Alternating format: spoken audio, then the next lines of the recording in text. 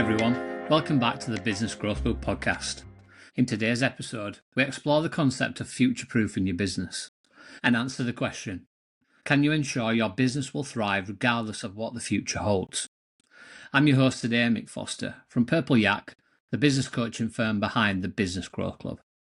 Here we empower small businesses like yours to grow and scale with insight, education and advice. We work with hundreds of entrepreneurs like you every single day, and we bring their questions and learnings to this podcast to help more business owners to grow and thrive. We will discuss strategies to mitigate risks and increase your chances of long-term success beyond just 5 or 10 years. Then we're going to finish off with how you can prepare for potential challenges and uncertainties. I'll share actionable strategies to help you develop a comprehensive plan of action. As the leader of your business, it's your responsibility to think about the future and protect your business from whatever comes your way. Now, let's address today's question. Can you truly future-proof your business? The answer is no. It's not possible to do so 100%. However, very little in life is guaranteed 100%. Your business success today is not guaranteed 100% in the future. There will always be a margin of error. But that doesn't mean we should give up. It means that we should prepare and mitigate potential risks in the future. We must do everything that we can to improve our chances of success in the future by taking action right now. This became particularly front and centre during COVID-19 pandemic. Many businesses had to shut down, pivot, change, or even move industries to stay afloat. It wasn't just the pandemic that businesses had to deal with. It was also the impact of innovation during this time that's changed consumer behaviours in the future forever. There are two main components when looking at how you can future-proof your business. There's short-term planning and long-term planning. When we refer to short-term planning, we're talking about the next 5 to 10 years. Long-term, we're talking 10, 20, 30, 50, or even 100 years in the future. Certain decisions and choices you make when creating and running your business will significantly impact your future success beyond 10 years. One key factor is the industry that you're in and the market in which you operate. Many people don't discuss this, but the level of success is often greatly influenced by the market that you're in. Some markets are well established and well trodden, catering to basic human needs. These include healthcare, education, security, entertainment and consumables. People need to eat, drink and have fun. That's why many people think it's easy to start a restaurant as their first business. After all, everyone needs to eat right. However, with stability or high demand comes high competition. That's why you often hear advice to find an in-demand market within these industries, but then to focus on a specific niche to avoid competition from giants.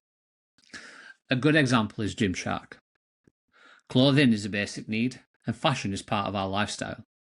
However, Gymshark focused on a specific type of clothing, athletic wear. They even niched down further, focusing on high-quality athletic gear. Gymshark is a brand that can foreseeably be around for 10, 15, 20, even 50 years. They've created a niche that sets them apart from their competition and allows them to thrive in a market that continues to evolve. Yes, they'll face challenges, markets will change and even fashion trends will shift, but they can adapt to these changes. By narrowing their focus, they become a well-known brand in their niche. This is an excellent way to future-proof your business. By creating a product that's in demand and by narrowing your focus, you can ensure that your business's longevity. Let's discuss short-term planning to future-proof your business. One simple yet effective strategy we employ in our business is creating a what-if document. This document is a list of various potential scenarios that our business could face. We should ask ourselves, what if this happens? Documenting all the concerns, the threats and potential risks. For instance, we consider what if our competitors copy one of our coaching packages, or the market shifts, or what if, and so on. The purpose of this what if list isn't to cause anxiety.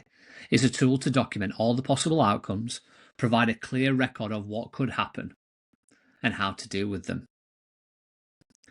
We then order these scenarios in order of urgency, identifying those most likely to occur in the future. During our business meetings, we actively discuss and address each what-if scenario. We brainstorm potential solutions and identifying actions to mitigate these potential risks. While some solutions may require time, such as 3, 4, 5 years, we start taking steps today to ensure that these risks don't escalate into problems in the future. We also revisit this what-if list regularly. Best to do it maybe twice a year, because some scenarios may become irrelevant over time and new ones could surface as your business changes.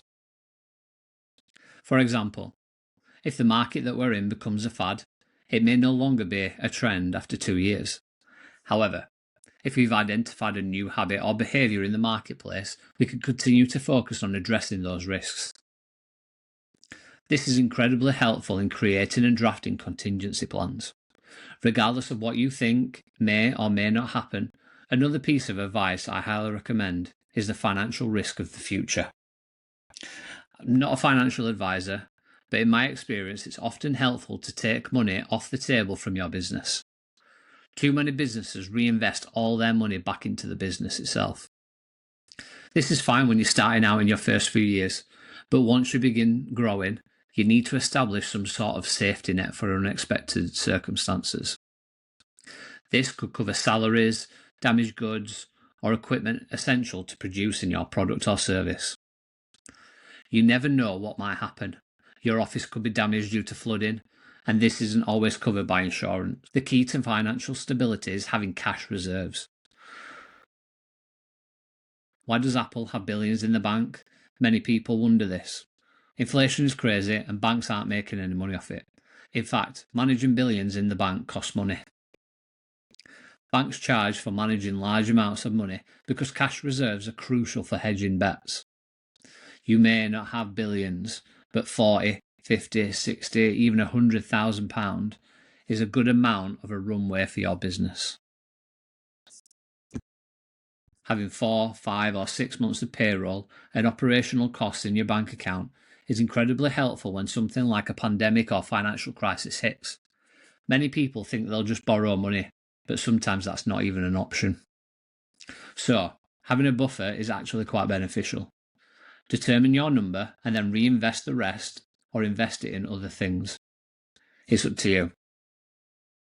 Saving for a rainy day is solid advice and will help your business survive or even pivot when the time comes.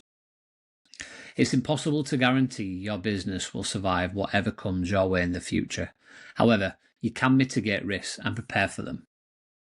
By ensuring you're not completely blindsided, you'll sleep better at night and feel ready for whatever the world throws your way as you run and build your business. By planning for the future, I can make sure my team and I are protected at the very least, and I'll feel content that I've done everything that I can to protect the future of my business and my employees. The first step I recommend to all of our clients is to start writing your what-if list today. Do this away from your office or desk, do it in a quiet room, or do it even on a walk. Getting out of your work environment and thinking outside the box can lead to new ideas. Sometimes stepping out of your comfort zone is key. And that covers everything today. Thank you for tuning in to the Business Growth Club. If you found value in today's episode, make sure to subscribe and share with fellow entrepreneurs. If you've got any burning questions, reach out on our social channels or email michael@purpleyak.co.uk. Thanks so much for listening. Take care.